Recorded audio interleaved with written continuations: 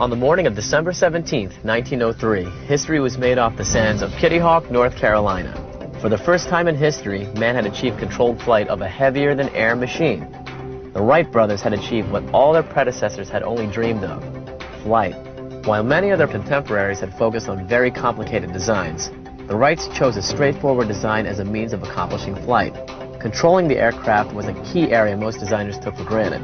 This is where the Wright brothers targeted most of their design and innovation. Most early inventors thought that flight control can be achieved by a pilot simply shifting his weight back and forth. The Wrights, on the other hand, knew that controlling the plane would be the key to successful flight. To find out how the Wrights accomplished the goal of flight, I spoke with Jim Cross to find out how it works. Well, it started when they were both pretty young. In fact, at the time they were living in Cedar Rapids, Iowa. See, they didn't always live in Dayton, even though that's where they considered their home to be, Dayton, Ohio. Their father was a minister. In fact, he was a bishop in his church, and he would take long trips away from home. And when he would come back, he'd often bring the boys a gift. Well, one time he came back from a trip, and he walked into the room and had something in his hand. And when he opened his hand to show him what it was, it flew out of his hand.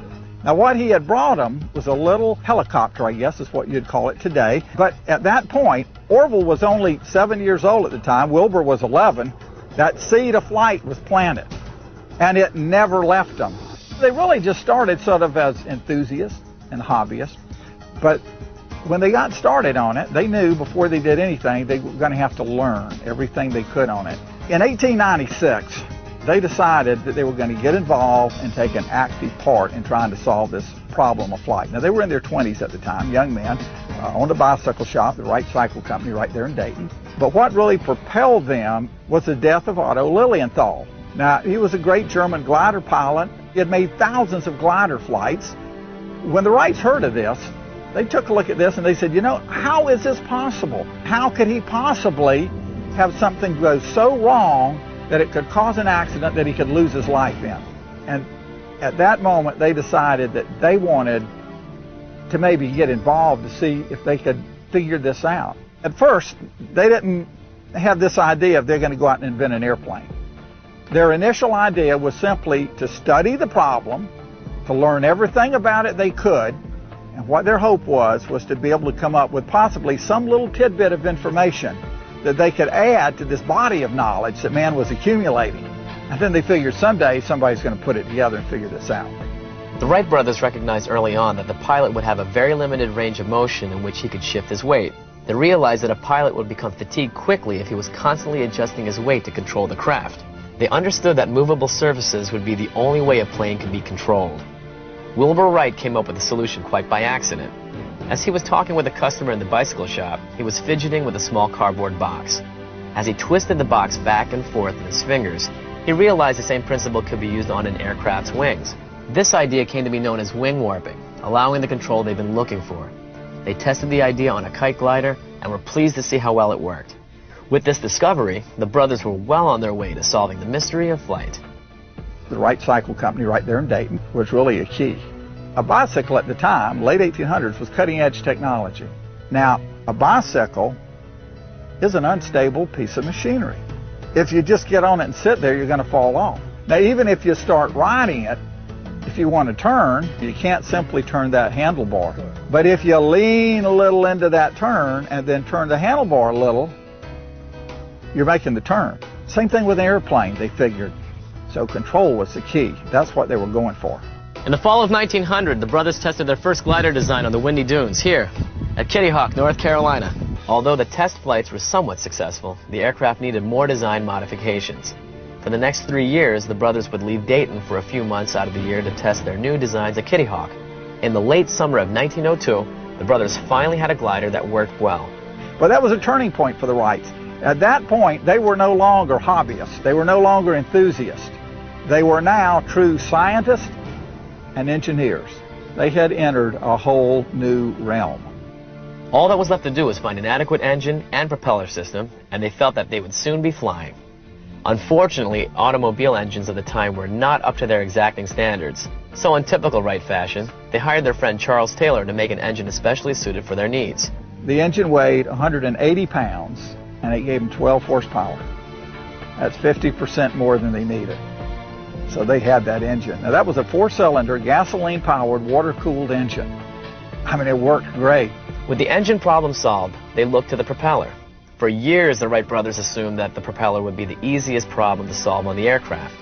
Their original design was based on a ship's propeller, but they ultimately found that this design was not sufficient for their needs.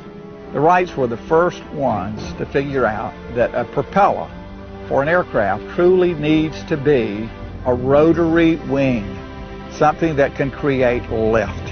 And you just rotate that 90 degrees, you got thrust. After months of tackling complex mathematics and theoretical physics, the brothers designed their own propellers. Now, they hand-made these propellers out of laminated spruce. They put all of this together on the craft, and when they were done, they had a unique piece of machinery, something that could do what no other machine in the world had ever done before. They were confident of that, they knew it, but they had yet to prove it. After winning a coin toss to decide who would try first, Wilbur climbed into the plane December 14, 1903. Unfortunately, this first flight attempt failed, causing minor damage to the plane. So 3 days later, after repairs had been made, it was Orville's turn to attempt flight. Now, as they were getting ready to launch that craft, Orville and Wilbur kind of went to one side and had a little short conversation. The witnesses said when they left, they shook hands like two people that may never see each other again. Now they come back, he gets on board that craft, lays down in that pilot position there. Now Wilbur's got to take his place out on the wing. They're ready to go. Orville releases that wire and that craft starts down the rail. Wilbur's running along, holding on to that wing, keeping up just fine until at 10:35 in the morning, 17 December 1903, it lifts into the air. And for the first time in the history of the world, we have controlled, powered flight. First flight, 12 seconds, only went 120 feet. But it was truly the first controlled, powered flight by man.